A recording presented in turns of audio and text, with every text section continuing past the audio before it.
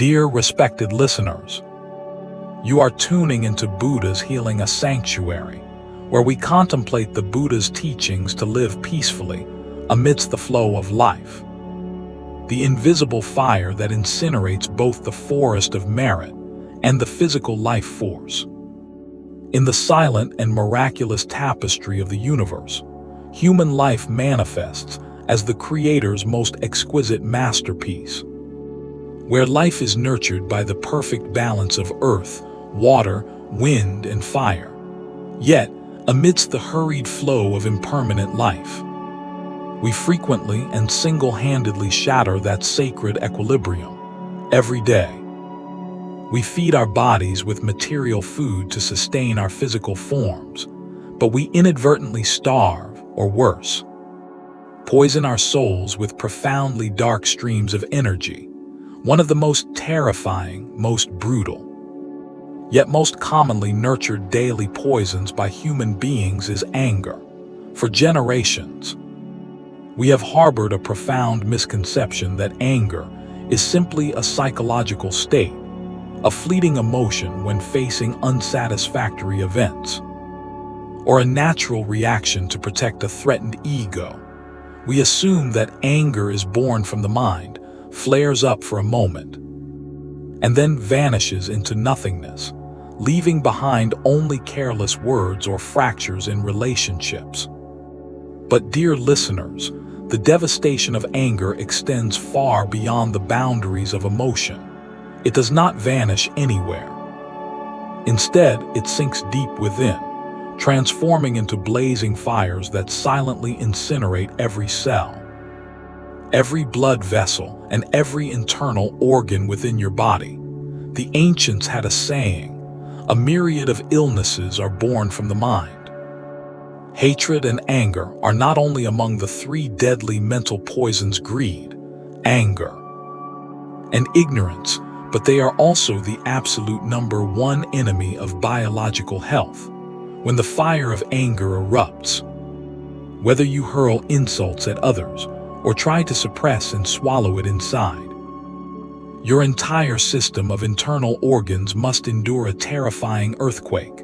The liver, heart, spleen, lungs, and kidneys, the internal organs that diligently work day and night to sustain your life, suddenly become the direct victims of the very negative emotions you generate. The gentle smile is extinguished, replaced by muscle tension, a chaotic heartbeat, and the severing of the pure flow of vital energy and blood. The three types of anger that devastate the internal organs which humans frequently and unknowingly fall into.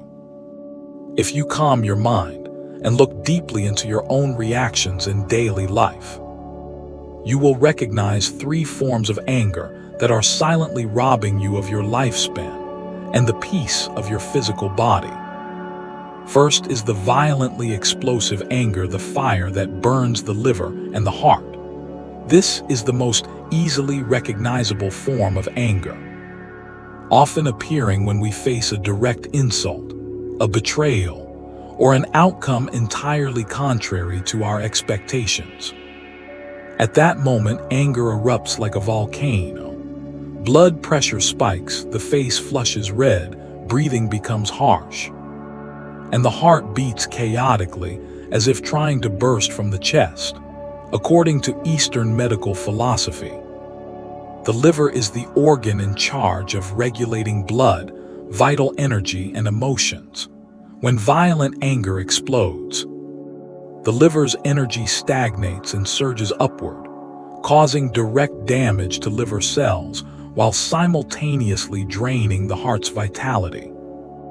A fit of rage that erupts for just a few minutes can consume an amount of energy equivalent to many days of hard labor, leaving behind an exhausted, depleted body with hidden risks of malignant cardiovascular diseases. Second is the suppressed, resentful anger, the invisible acid that corrodes the stomach and spleen. In many situations, due to social status, fear, or resignation, we cannot express our anger outwardly. You choose to swallow the lump of anger into your heart, enduring the bitterness in silence. However, the energy of anger does not naturally disappear. It redirects its attack inward into the body. Prolonged resentment causes the digestive system to become paralyzed.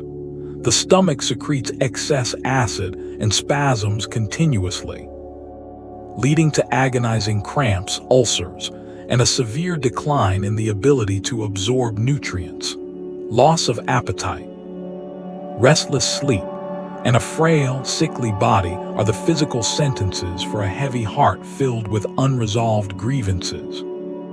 Suppressed anger is like an underground bunker filled with toxic gas, with no escape route. Day by day, silently destroying the entire foundation of the body's vitality. Third is the lingering anger and deep-seated hatred, the cold blade that severs the life force of the kidneys and one's lifespan. There are pains and betrayals that you carry from year to year, transforming them into a crystallized, rigid block of hatred within your soul. Every time you think of that person or that event, your inner core turns freezing cold. This smoldering state of hatred exhausts the primordial energy of the kidneys, the source of strength and longevity in human life.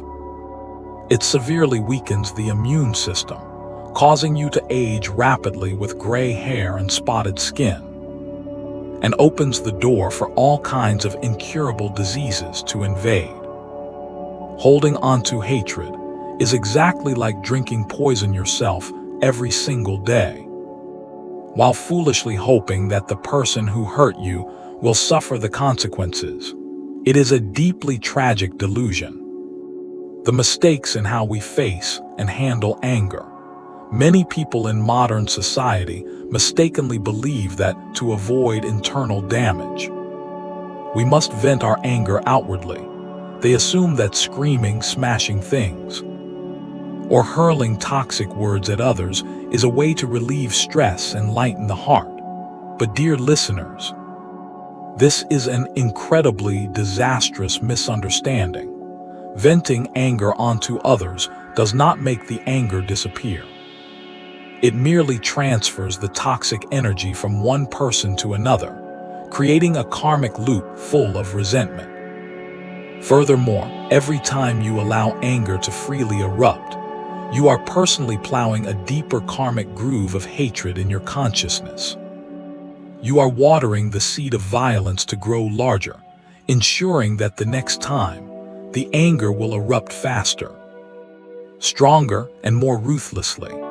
There are also those who choose to run away from anger by plunging into entertainment, using alcohol and stimulants to numb their feelings. They hope to borrow the noise of the external world to cover up the turbulent waves of their inner world. Yet when the intoxication fades and the party ends, the anger remains exactly where it was, silent and razor sharp, continuing to torment the mind and further devastate the innocent liver and lungs. Running away from emotions has never been a method of healing. It is merely the way we prolong the time we must endure the devastation of illness. The Buddha's teachings on contemplating anger and the art of letting go. Faced with the endless suffering of all sentient beings, drowning in the fire of hatred, the awakened one left behind instructions that are profoundly thorough, simple, yet infinitely deep. He often compared anger to a glowing, red-hot coal. When a person becomes angry and wishes to harm another, they use their bare hands to pick up that glowing coal to throw it, whether the coal hits the target or not. The thrower's own hands are the first to be severely burned, scorched down to the bone.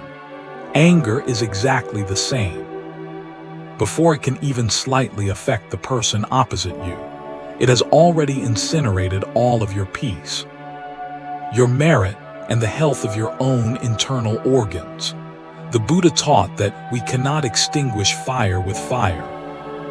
nor can we use resentment to dissolve resentment. Resentment can only be dissolved by loving kindness and compassion that is an eternal, immutable law. When an anger arises, the most miraculous method is neither suppression nor explosion, but returning to mindfulness. Mindfulness is the light of awakening, illuminating every hidden corner of the soul. When the light of mindfulness is ignited, the darkness of ignorance and hatred must automatically retreat. When you feel anger tingling and rising from your stomach, surging up to your chest, and making your face flush hot, immediately stop all actions and words. Do not react instantly out of habit. Bring your attention back to your breath. Take a deep breath in, feeling the cool air entering your body. Exhale very slowly, feeling the relaxation gradually spreading. Gently say to yourself, "I know anger is present within me. I am embracing my anger with this breath." Recognizing anger without judgment and without chasing it away is like a gentle mother softly picking up her crying baby. Thanks to that loving, embracing energy, the child will gradually quiet down. Anger is exactly the same. When enveloped by the light of awakening, the fierce fire will gradually cool down, making way for stillness and clarity. A gentle smile, the miraculous medicine that dissolves all mind-born illnesses. The journey to protect the internal organs does not begin with precious ginseng or rare mushrooms, but directly with our attitude toward the adversities of life. A gentle, sincere smile, blooming from a tranquil inner mind, is the most miraculous medicine that heaven and earth have bestowed upon humanity. When you can smile at the shortcomings of others, smile at unsatisfactory events, you are activating an endless stream of healing energy that overflows throughout your entire body. A smile relaxes tense muscles, soothes the pounding heart, and crucially, sends a message of absolute peace to the nervous system and internal organs. When the mind is unmoving, the liver will be gentle, the stomach will be calm, and the vital energy and blood will circulate smoothly like an autumn stream. Forgiving others in the end is not a favor granted to them, but an act of saving your own life force and health. Letting go of stubbornness, letting go of the prideful ego to view the world with compassionate eyes. You will realize that no pain or insult is ever worth trading for your precious life force and the purity of your soul. Spiritual practice is not something overwhelmingly distant. Practice is simply keeping the mind free from illness. And from there, the body will naturally achieve well-being. Let every heartbeat be a beat of deep compassion. Let every breath be a purification, shaking off the dark dust of sorrow and hatred. When your mind blooms into a pure lotus, your internal organs will also be perfumed with the fragrance of a peaceful life. The story of the general's burning dragon. Let us softly step back into the ancient dust of time, returning to a powerful kingdom nestled at the foot of the great snow-capped mountains. In this kingdom lived a supreme military commander named Roman VI Rue de Ca. General Roman VI Rue de Ca was a man of terrifying presence. He had conquered countless enemies on the battlefield, his name alone causing neighboring lands to tremble in fear. He demanded absolute perfection from everyone around him. If a soldier's armor was slightly dull, or if a servant spilled a single drop of wine, the general would erupt into a monstrous fit of rage. His voice would thunder through the halls, his face would turn a deep, menacing crimson, and his harsh punishments were legendary. However, beneath the heavy, golden armor and the terrifying reputation, General Roman VI Rue de Ca was a deeply suffering man. For years, he had been tormented by a mysterious, agonizing illness. It began as a dull ache beneath his ribs. But over time, it grew into a fierce, burning pain that felt as though a fiery dragon were clawing at his liver and stomach. He could no longer digest the rich, extravagant banquets prepared for him. His nights were spent pacing the cold stone floors. Clutching his abdomen, his body drenched in a cold, exhausting sweat. The king, deeply concerned for his greatest warrior, sent the most skilled royal physicians to treat the general. They prescribed bitter herbal decoctions, rare roots, and precious acupuncture therapies, yet nothing could extinguish the burning fire within his organs. The more the pain intensified, the more violently angry Roman VI Rue de Ca became, cursing the heavens and lashing out at his terrified healers, entirely unaware that his very rage was pouring oil onto the blazing fire inside him. One quiet morning, a wandering monk named Kataya Yana arrived at the gates of the general's estate. The venerable Kataya Yana was known far and wide not for administering herbal medicines, but for carrying the profound, healing medicine of the awakened One's wisdom. Hearing of the monk's arrival, the desperate general ordered his guards to bring him into the main hall. General Roman VI Rue de Ca sat on his elevated chair, his face pale, his hands trembling as he clutched his painful stomach. Wandering monk, the general gritted through his teeth, his voice laced with both agony and arrogance. They say you possess miraculous healing powers. Look at me. My royal doctors are useless fools. My body is burning from the inside out. Give me the cure, and I will shower you with enough gold to build 100 temples. But if you fail, I will have you whipped. The venerable Kataya Yana did not flinch at the threat. He stood perfectly still, his eyes filled with a vast, gentle ocean of compassion. He looked at the powerful, suffering man and sighed softly. Great General. The monk spoke, his voice as calm and steady as a deep, clear lake. I do not want your gold, nor do I fear your whip.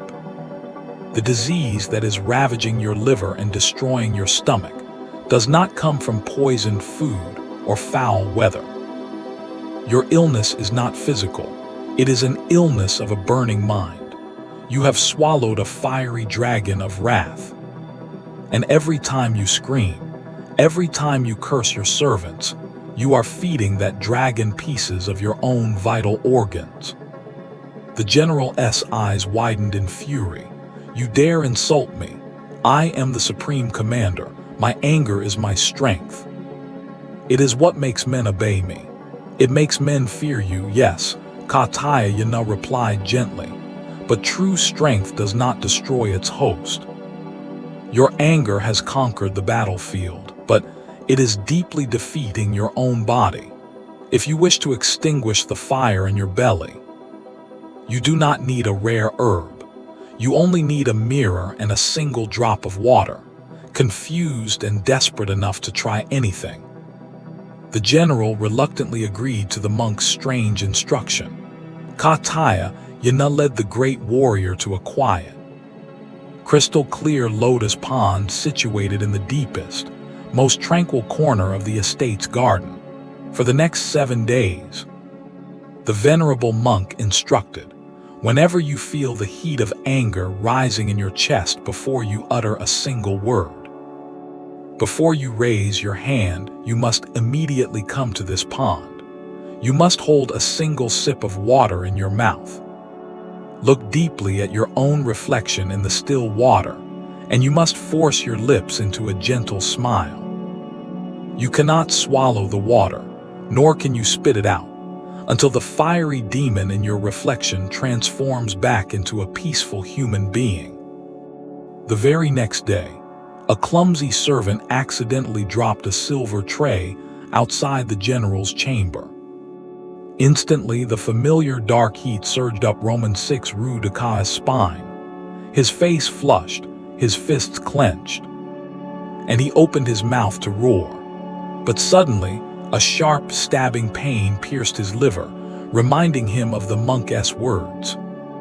Gritting his teeth, he turned away from the trembling servant, rushed to the garden, and took a sip of water from his flask. He leaned over the lotus pond. The reflection staring back at him was terrifying.